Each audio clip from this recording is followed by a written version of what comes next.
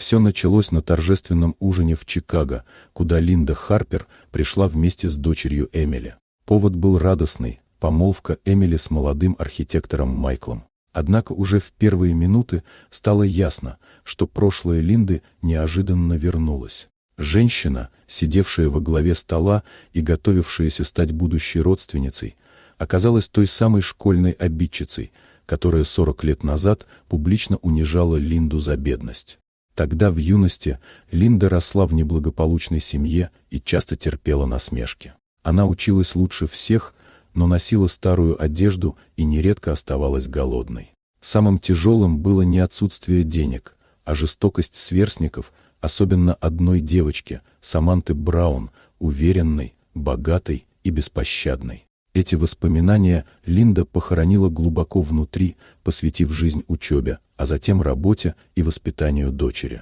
Ранний брак стал ошибкой. Муж оказался агрессивным и зависимым, и Линда ушла от него, защищая ребенка. Годы были тяжелыми, несколько работ, ночная учеба, постоянная усталость. Но упорство принесло плоды. Со временем Линда сделала карьеру в финансовой сфере и вышла замуж за Дэвида Уилсона, владельца крупной инвестиционной компании. Несмотря на достаток, она оставалась скромной и скрывала свое положение, опасаясь повторения чужой жестокости в новом обличье.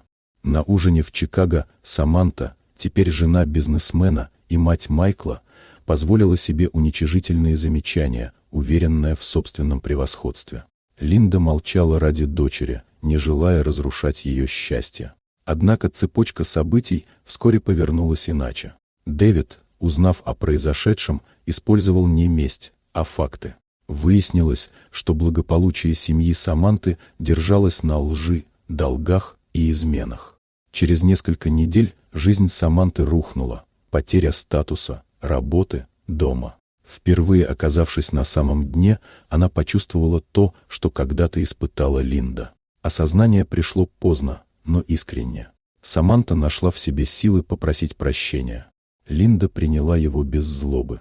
Она давно поняла, что прошлые страдания сделали ее сильной. Свадьба Эмили и Майкла все же состоялась, без высокомерия, но с уважением и теплом. Спустя годы обе женщины стали частью одной семьи, а в доме Линды зазвучал детский смех внуков.